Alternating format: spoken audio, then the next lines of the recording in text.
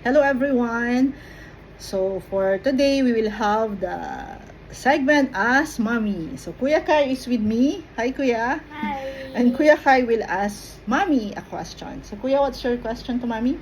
Mommy, how do you manage working and teaching us at the same time? Okay, so of course it's not easy.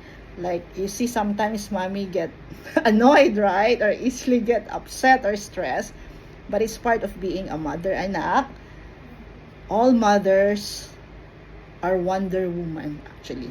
By the grace of God, so we are able to manage working and teaching you. What are you doing like that in your shirt?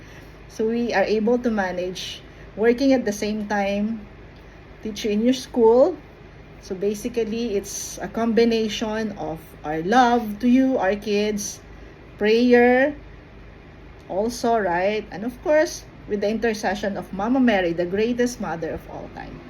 So also continue to pray for Mommy, okay? Okay. And don't get mad if Mommy's stressed sometimes. Okay? Okay. Love you. Love you.